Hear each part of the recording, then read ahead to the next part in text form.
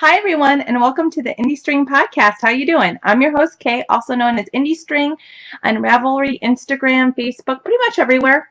If you want to friend me, I'd love to have you as a friend. I'd love to look at all your pictures and join the group, which has been very silent lately, but hopefully to change. I know you're all surprised to see me. I'm surprised to be here.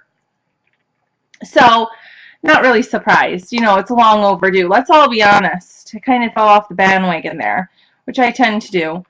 It was just, I think what I should do is like a season, because it is horribly hard for me to podcast in December or January.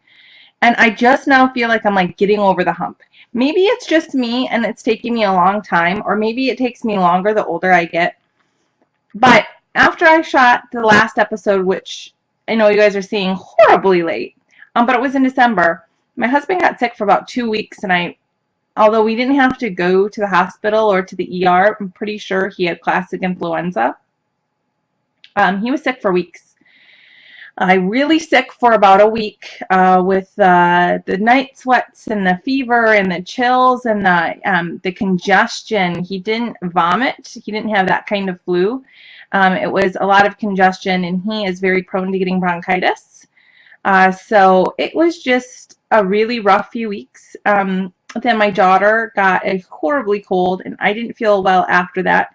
I'm hoping that I didn't feel as bad as he did, nor for as long, because I got a flu shot. And that's what I'm telling myself. And then we had, that was through Christmas and New Year's, and then my parents came to visit me, and we did some house DIY projects, and it has really felt like a long time to get over that spell. Like so much happened, or I was sick, or my husband was sick, or my daughter was sick for months. But now it kind of feels okay, even though last week there was the classic flu with vomit and everything in my house. But now we, knock on wood, we're doing a little bit better, so I'm here to record. This episode brought to you by Adult Beverages. So it's late at night. I might be a little bit kooky, and this is going to be a weird episode. I'm very excited to be back, and during all of that time, I have been knitting. So I'm going to show you basically what I've been knitting, and maybe throw in a little bit this and that. Basically, my large annoyance for tonight is I turned on my computer, and it literally said it had 24,000 updates, 24,000 and change. How in the heck does my Windows computer have 24,000 updates? I mean, really? There was that many problems? You're making me not believe in you, Microsoft. I mean, really. And this is not the first time that has happened. It's not like, this happened one time in the several years I've had Microsoft products. No, it happens every now and then. Like, I have these massive updates that are, tens of thousands of different things at one time. And while I'm very glad you batched those together, Microsoft, good for you. Good for you. That's planning. However, I find it, somewhat scary that there's actually that many things to be fixed. I'm going to go on a limb here, and you all know I'm not a computer programmer, but that still seems like a hefty sum. Just saying. Putting it out there. I don't know if anybody believes with me. Maybe I'm the only one. All right, let's get down to it, the nitty-gritty. So I'm going to kind of be all over this place because I have gone around my house and collected everything I have done, or I can remember that I have done lately, which is still a dismal amount for how long I've been gone. But, we're going to stay positive. You know what they call me at work? They call me Positive Patty. Isn't that hilarious? I find it one of the funniest things because I don't think I've ever been called Positive Patty my whole life, and I guess I am now. Well, at least there. So let's start with, I only have a few finished objects to show you. I know, again, dismal, but I have touched a lot of things or ripped things out. So since it's going to be topsy-turvy, we're going to start from where I usually end, and I'm going to show you spinning. So I finished this. It is about 7.5 ounces, and it is merino, silk, and cashmere. And I applied two different dyers together. The dyer, or the Can you tell I'm rusty? Okay, let's try it again. The variegation in this skein, the different colors, is actually coming from a braid from Squish Fiber Arts, which was a club colorway about at least 5 years ago, 6 years ago. I got it off of D-Stash. And then the really nice, it's orange. I don't know if you can tell. It's like hearth color from like ember. It's like an ember color. That is becoming art. So I got a lot of yardage with this. I'm very happy. It took me forever to spin. And so I am very excited to be able to knit this up. I'm really loving the finished object. It's very me. The whole time when I was spinning these two separately, and when I got them, I put them together and set them aside in my stash to be spun together and plied together.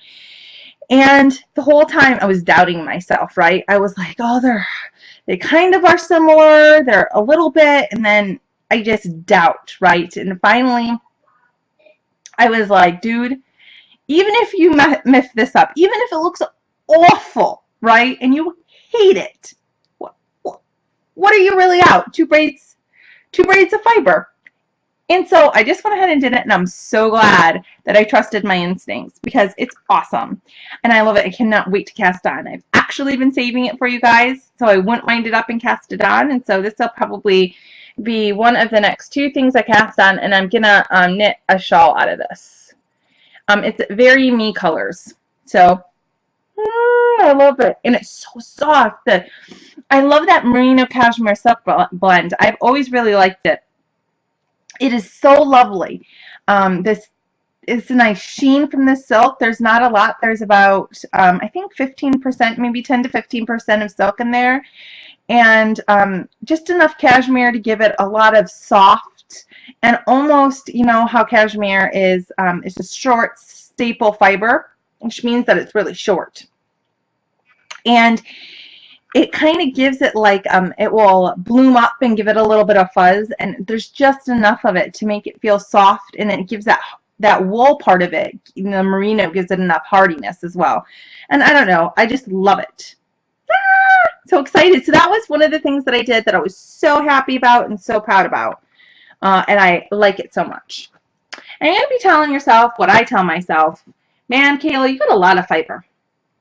So when I started spinning, this is such a joke to me. I laugh about it all the time. I was like, I'm only going to have enough fiber, right, for what I can spin. I am not going to have a fiber stash that is out of control like my yarn stash. I'm just not going to do it, right? I was on this path. I said, you know, when I started knitting, everybody had stashes, and I wanted a stash, and I didn't feel bad about any of it, and I still don't feel bad about it. And I kind of reached the stable part of my life in stash, especially now that I'm dyeing yarn. You know, I feel like if I really want something, I can just dye it. And I was like, I'm only going to have 10 braids of fiber at any time. Cue the laughing at this point, because that is the most ridiculous thing. That, first of all, I ever thought that I could actually stick to that is ridiculous. And the second thing is, I like failed within the first month. It wasn't even 90 days, and I had more than 10. So I remember thinking to myself, and this was years ago, okay, I said I was only going to have 10, and I have more than 10 now, so I need to stop. I need to not buy anymore. And then you know what happens? I kind of went out with, oh! Hold on a minute, and we're back without a sign. So that's... The sign fell down, and my daughter is in the other room, and she's laying down because it's nighttime, and you know she needs to be sleeping. But it's Saturday, so she's allowed to play in a room for a little bit.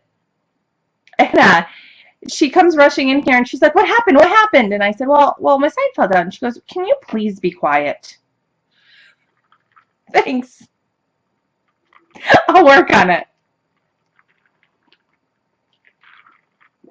All right. So back to my fiber stash.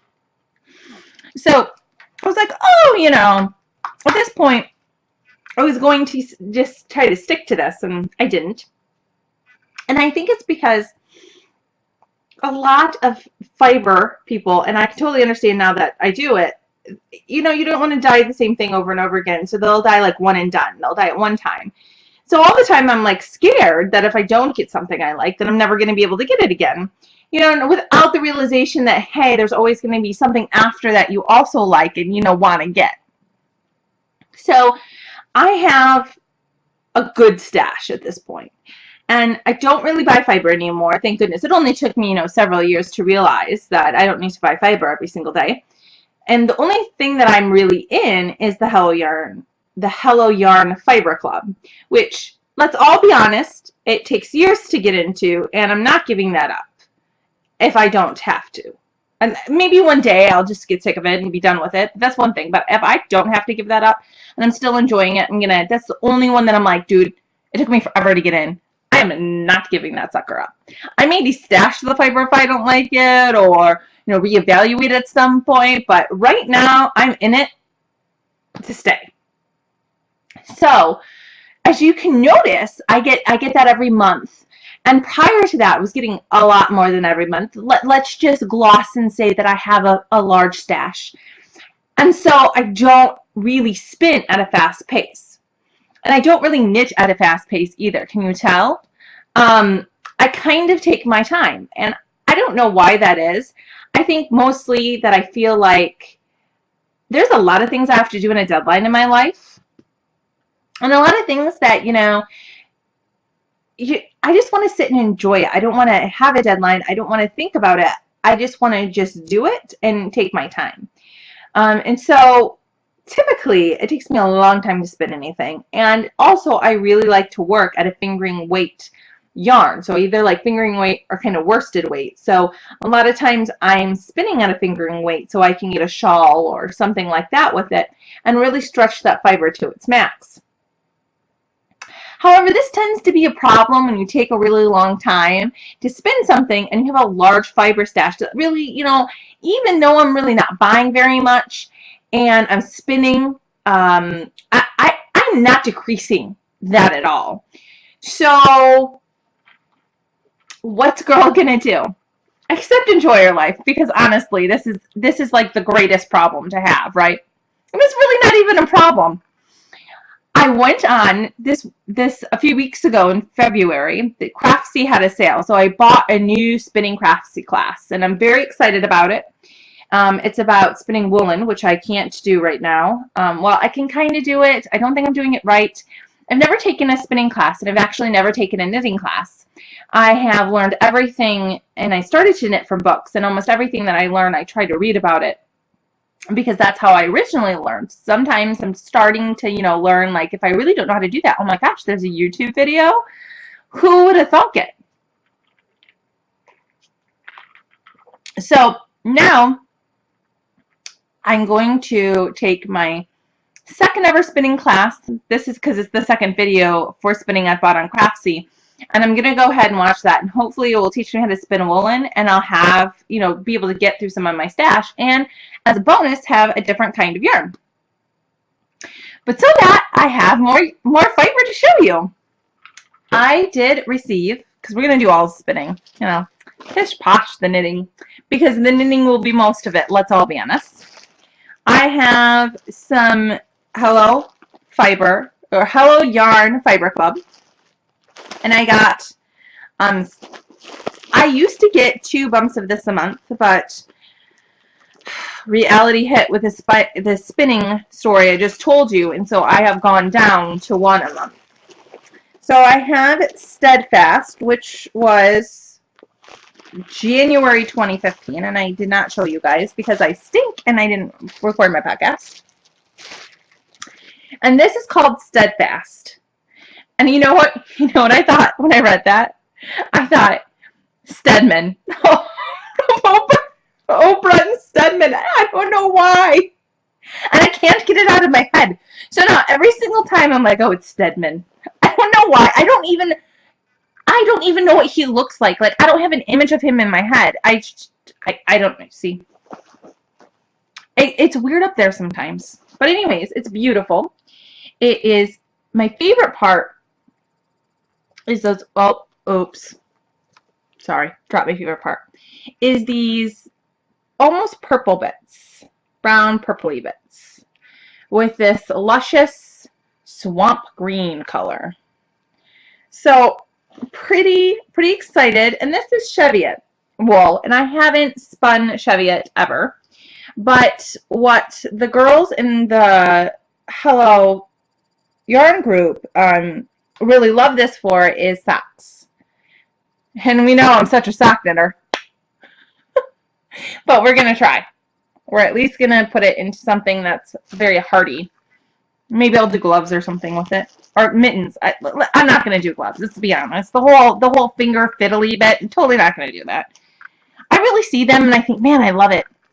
And I've seen other, patterns that are just gorgeous, right? It still doesn't entice me to do the fiddly finger bits. This is also why I don't do toys. Knitting should just be like a simple, wonderful thing that I don't have to, think about very much.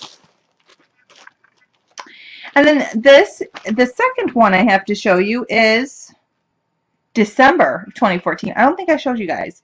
It's called Fairy Tale, and it's Falkland. We all know how I like Falkland. So this is probably my favorite wool. I do really enjoy merino. It's wonderful. I like knitting with it. It has some great properties, but I like Falkland better. If I'm going to be perfectly honest, I like Falkland the best. Oh, and it smells delicious. Oh, like just cheap. Oh my gosh. You need to bottle that. Oh, so good. Okay. So that's my favorite, which is now in a huge just pile right over there, and it's going to distract me the whole time. But fantastic, right? So let's get on to the knitting. I thought this was going to be a short episode. I'm sorry. I'm really chatty. I haven't chatted with you guys in forever, and now all I want to do is sit here and chat. All right. So I did finish something.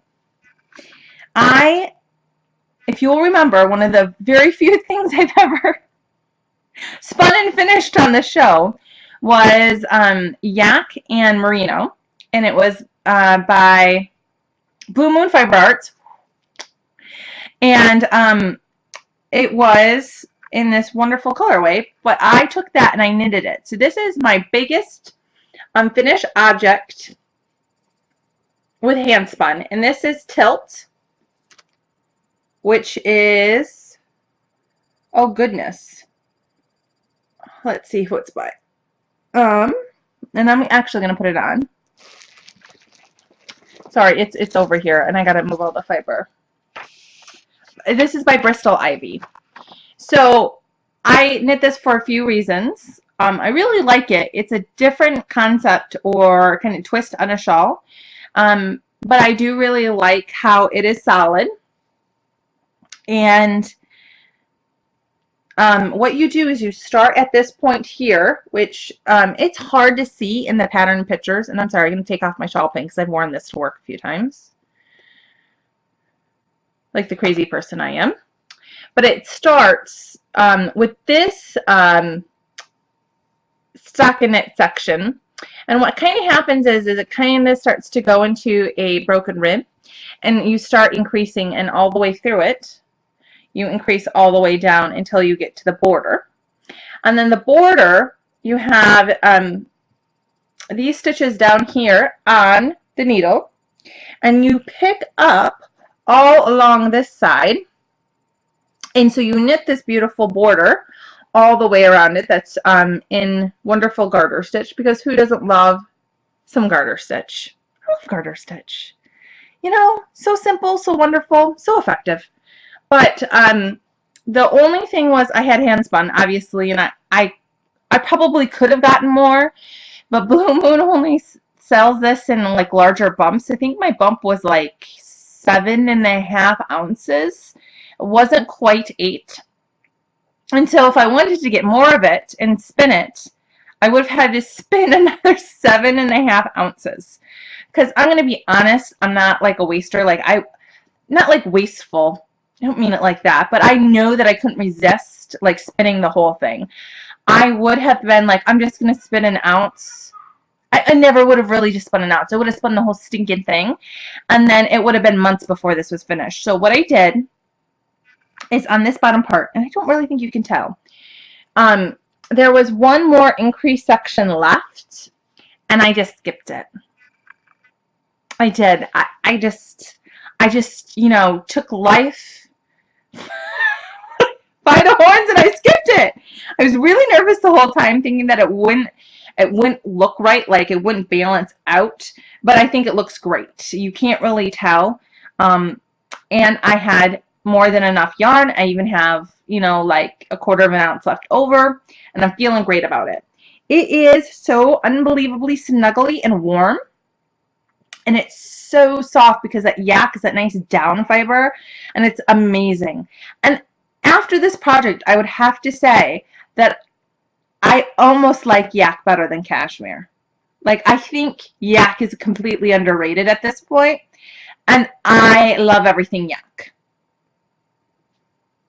There you go. I just put it out there for you. I love yak. Okay, so I finished this. Not only finished it, weaved in the ends, blocked it, and have worn it. Like, that is ridiculous. And I think that that's the only really big other thing that I have finished. But let's get started on all the other stuff that I have absolutely touched. Okay. So, let's bring back some old favorites. And honestly, I don't even know if I'm going to get through everything in this episode. So I'm going to cut myself off at some point because I have just so much to go through, and then we'll pick it up next week and talk about all of that stuff. So this sweater, I have been working on this sweater for way over a year. Almost more than a year and a half, I think. I think we're bordering on 2 years at this point. And I have all the pieces done, and I'm just doing all the finishing. And so this is the Leaving Sweater by Ann Hansen, and this is out of Madeline Tosh Sport in the Vanilla Bean colorway, which I believe is discontinued. And I have all the pieces knitted, and I have this unbelievable fear of screwing up the finishing. I want this sweater, but I want it, for some reason, like in my demented mind, I want it to be perfect. And at this point, I spent so long on it that it needs to be perfect, right? And I have sat it down for huge spells of time. I obviously haven't been knitting on it consistently for 2 years. But I want it to be amazing. And the thing about Ann Hansen patterns is they're unbelievably detailed. They're fantastically written, and they're a bit overwhelming. And I seem sometimes in knitting to psych myself out, right? I'm like, like a 3rd, 4th string pitcher in, women's league in softball. And the middle-aged league, not even like the good young league. And I'm like the girl that gets up on the mound, and I can throw in practice all day long, but you get me in the game and I clam right up.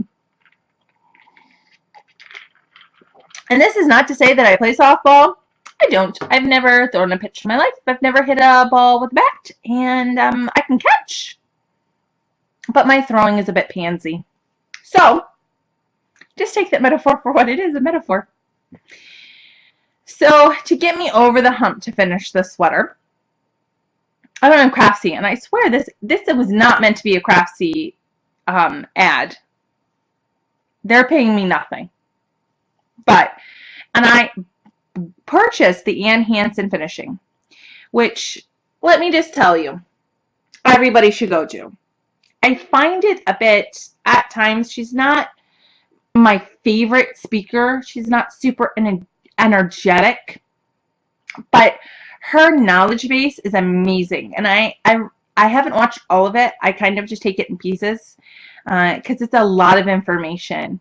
It's like, how do you pick up stitches on every single thing? How do you pick up stitches on lace? How do you pick up stitches on stockinette? How do you pick it up when your stockinette is, this way oriented, this other way oriented? How do you do pick up on cables? It's just chock full of wonderful information, just facts, and it's just amazing. However, excuse me, maybe it's the alcohol. but I find it a bit overwhelming just to sit down and watch the whole thing. So what I did was I looked at how to pick up for a button band, and for how wonderfully, absolutely wonderful her patterns and how detail oriented it is. She just says pick up, I think, 3 stitches out of every 4 for your button band, and then it's like place the buttonholes on the button band and make this many of them. And this is how she wants you to make the holes, but she doesn't actually tell you where to place them or what your stitch count is supposed to be. And she does that specifically because of gauge and some other things. She has a good methodology and a good reason behind it, but I was then very, very, very scared that I was going to totally mess it up. So I did go ahead and watch those sections, and I picked up for my button band. And I think the biggest thing about me on this button band, which I did do it, and although this looks like the littlest bit of knitting you ever did see in your life, each button band for realsies took me like an hour and a half. Like, it was forever. I was thinking, man, I got this crafty class. I know how to do it. I just pick it up and wham, bam, thank you, ma'am. Absolutely not. It took me a really long time. I'm not saying I regret it or anything. I was just kind of shocked. So, this is, actually, I'm going to show you the bottom because it's going to be easier. But you see, maybe, like right here, you have these yarn overs as part of the pattern that go into the button band. And now it doesn't look like it, but when this was, before I put the button band on it, those yarn overs go right into the end of the row. And so when you're actually picking up there, you have to pick up right, basically I had to pick up inside the yarn over. And she's so specific in her patterns about where you pick up and how you pick up, that I didn't know if I should pick up there. Is that the one stitch that I should skip? And the answer is, I guess it doesn't really matter. I just did it finally. I was like, well, it doesn't specifically say that I can't pick those up, so I'm going to go ahead and just pick them up. And I think at the end, you can't really tell, and it looks great. So I'm very happy with that decision. I did do the other button band as well, and I did place my buttons, and I did actually add one button hole to it, which might throw me off a little bit, but that is mainly because that's how the stitch count worked out right for how many stitches I had on the needle. So now I have that done. And I did go off pattern a little bit. She does tell you to join the shoulders first and then pick up the button band. However, if I would have joined the shoulders when I was doing the button bands, I would have the entire back, both sides attached to my knitting, weighing it down as I was trying to pick up this very fiddly and do the button band. So what I did is I didn't attach the shoulders, so I could work independently with this very nice smaller piece of fabric to help me orient this stitches and pick them up, and also to move this fabric. When I pick up stitches, I really find that I tend to move the fabric quite a bit. I pick up stitches, usually if the pattern doesn't call for it, even if it doesn't, I add a selvage stitch onto the edge in which my button band will orient that, and that selvage stitch basically gives me an area in which to pick up the stitch. So if I'm picking up a stitch, and let's say it's on this side of my knitting, and I pull that apart, see how there's those little ladders in between my columns? You go in between those to pick up those stitches. So you use those ladders. You don't actually pick up those ladders, that's not what you're knitting from, but you actually go in between each one to pick up for your button band. And so when something doesn't have a selvage edge or a selvage stitch in its pattern, it's very difficult to pick up from that in a consistent way that won't pull the fabric in an unattractive way at the end. And so I do always put one if there isn't one there. And typically as well, I put one on sweaters if they have me do a decrease right at the beginning. So sometimes on sweater patterns, the shaping for your bust and your waist, they will put it right at the edge. And typically, I find that more difficult to pick up those stitches because when you pick up a stitch, you're picking up that ladder to make the stitch, which takes the 2 stitches on either side and it makes them a little tighter.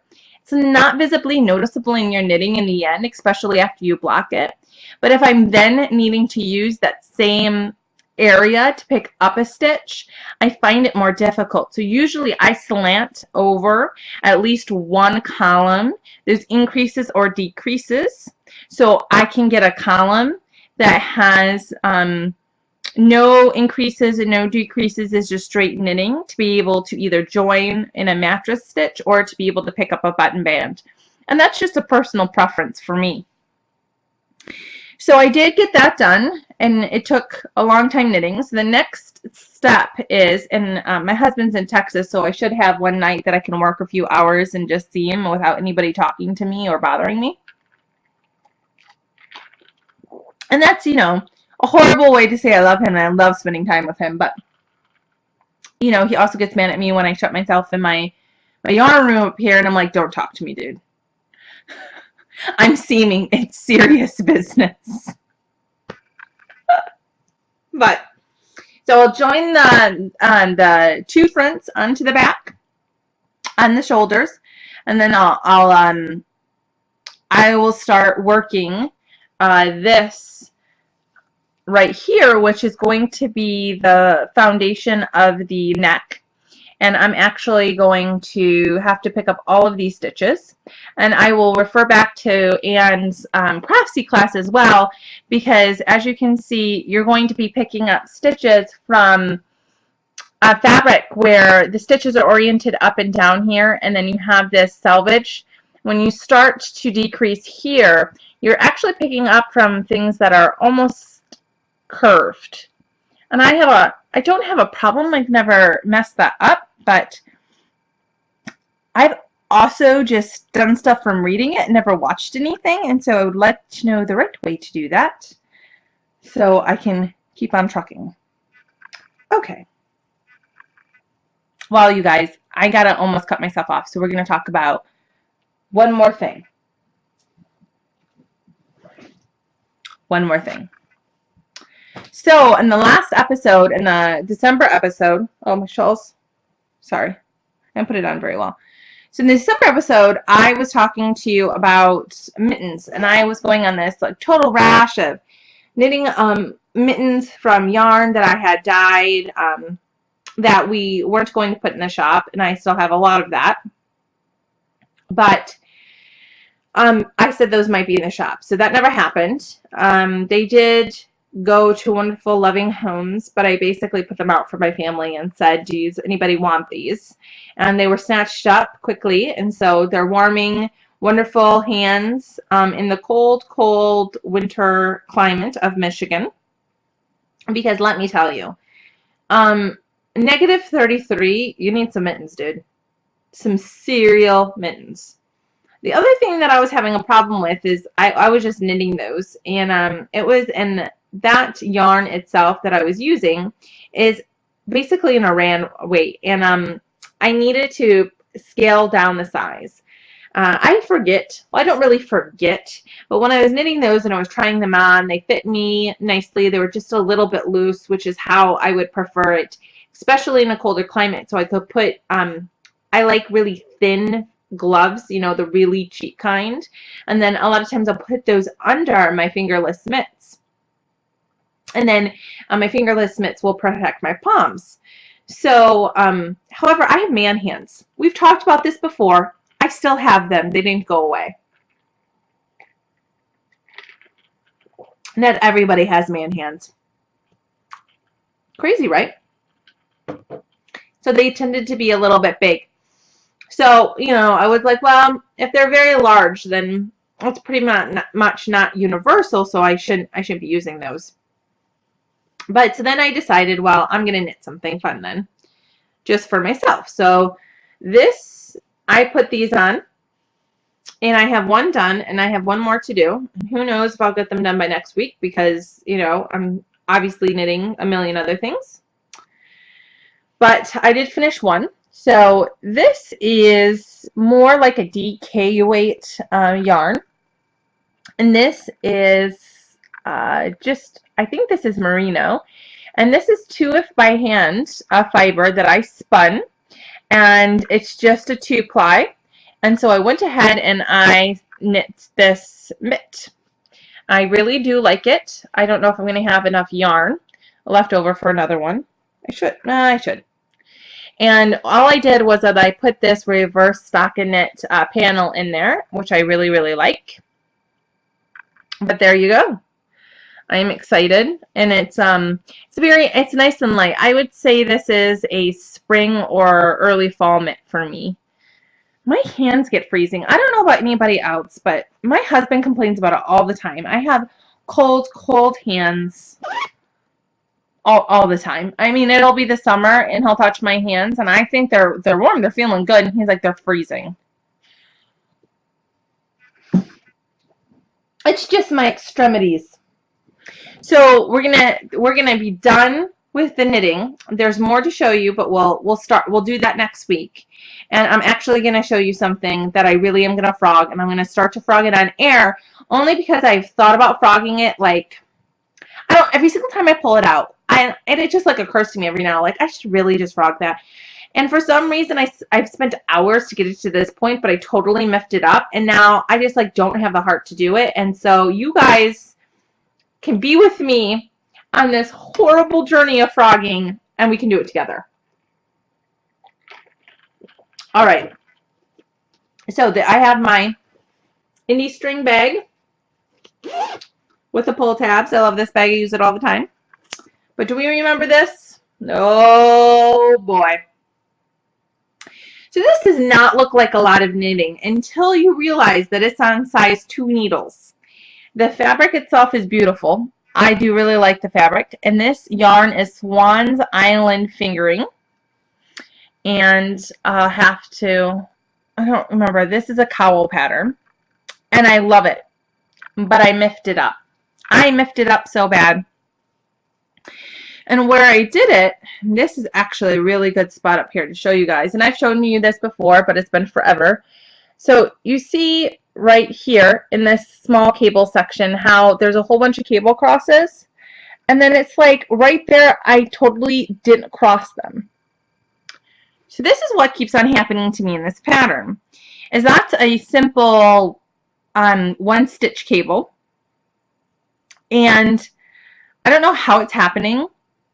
I keep on crossing them, but when I go back to do the other side, I'm uncrossing them when I'm purling back.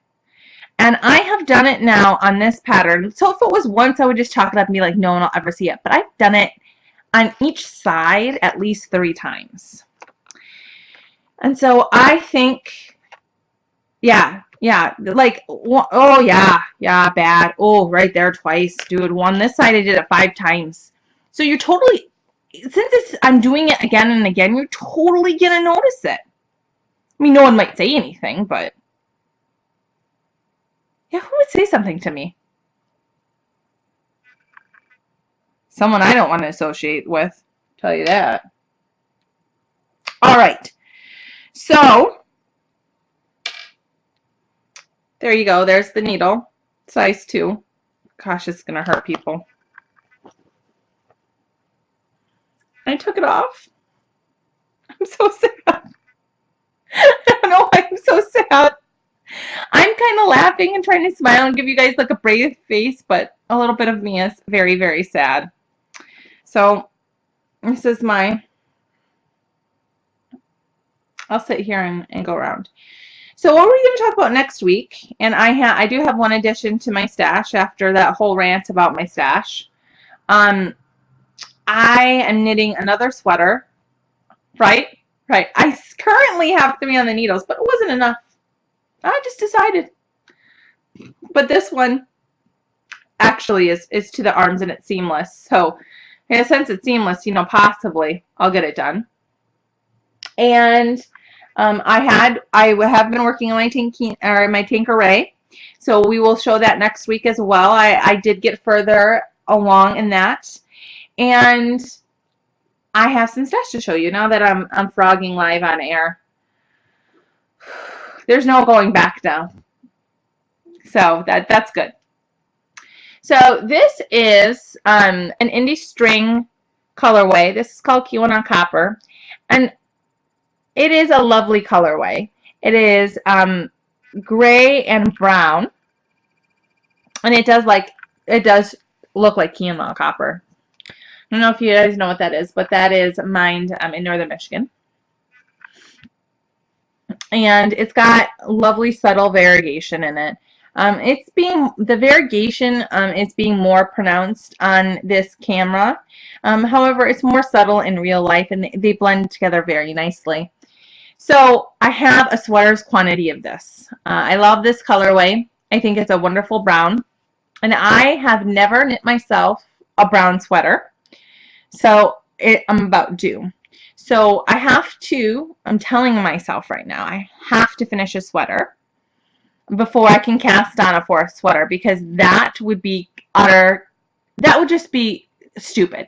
I'm going to be honest, like if I cast on another sweater at this point, I would have to check my sanity. Because what am I going to do with 4 sweaters on the needles? No, if you have 4 sweaters on the needles, no judgment. But for me, I think at that point would cause me a little anxiety to have that much just out there. So I have been looking at patterns though. You know how you're going to do this next, and then you kind of dream about it. So I've been dreaming about what I should knit with this yarn. And I think I'm going to settle on Sullivan by Whitney. Is it Gig Harrison?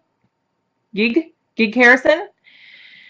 I think I'm going to settle on that. I'm going to, once I get close enough on another sweater, I'm going to swatch. So hopefully next week I have a swatch for you guys that is washed and dried, and we can say that, yes, that's what I'm going to do. It's a beautiful sweater, totally usable. Sorry, my computer just flashed at me and I thought it stopped, and I was like, after the signage falling on my head, if my computer shuts down as well, I just, this episode might not be meant to be. But it's meant to be. It's going out in the world, you guys. So I'm going to try to get that ready and get that next up to queue, and then move forward on that. I am trying to be monogamous on my sweaters right now to try to get at least one of them done. But if I get one done, I'm also probably going to cast on for another smaller size project, because at this point all my sweaters are pretty big and cumbersome, and I can't really take them anywhere. If I take them anywhere, I get looks. Let's be honest. So now that we're done with the knitting and the spinning and the new acquisitions, holy guacamole, we'll talk about Indie String for just a moment. We did go on a bit of a hiatus there for the winter season, Christmas and the holidays, not really for winter, but we are back to releasing new colorways every Thursday. Please come and check us out on the website. We do have bags in stock still as well, and I don't know, I think maybe we only have one spinning bag. I'll have to check on that. But there's a lot, as always, going on there, and we'd love for you guys to check us out and tell me what you think. Maybe you guys hate everything. That's good to know. Dude, totally good to know. Negative criticism, although sometimes, makes me cry, is also something of value. Just try to, be not totally mean. But tell us good things, too, if you like it. Then what else is going on? Let's just talk about normal things. So,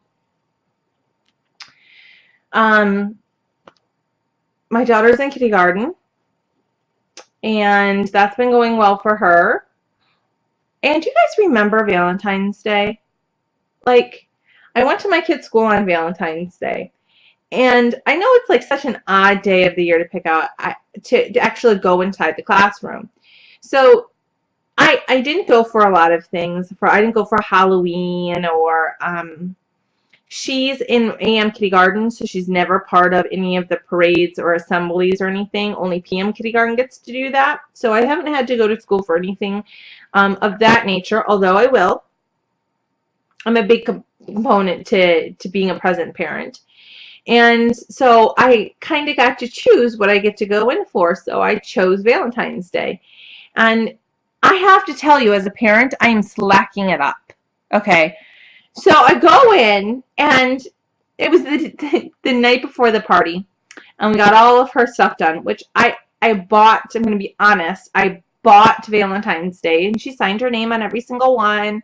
And, they had suckers with them. And we got them all put together and in her backpack for school.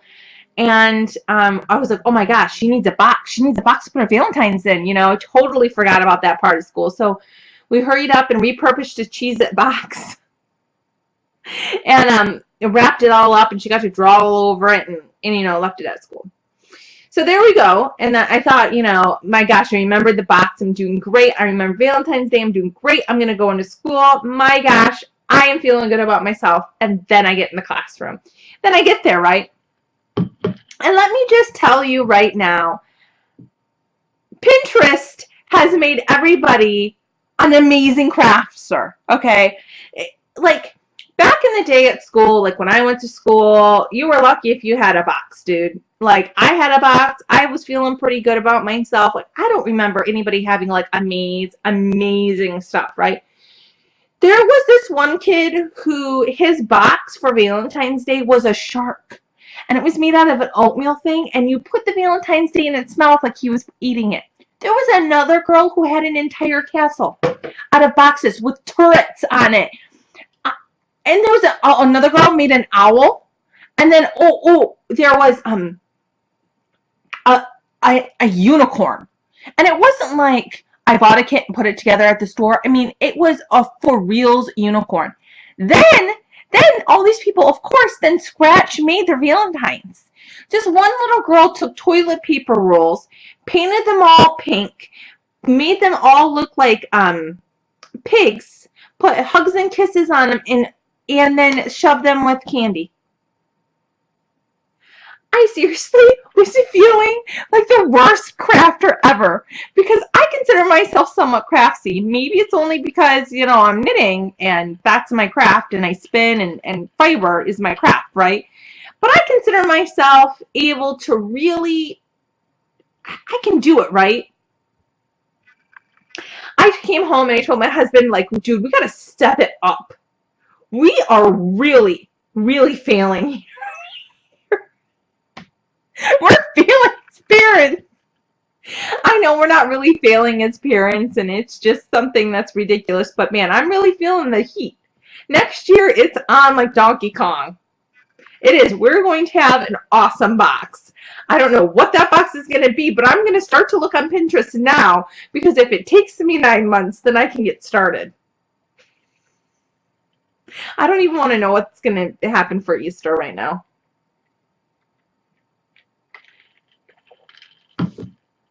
But yeah, it was a fun day. It was fun. Valentine's Day when you're a kid is all about friendship. It's nothing about politics or this boy likes this girl or this girl likes this girl and not you. It's just that we're all friends and we all like each other, and it's this great holiday, and it was so nice and cute.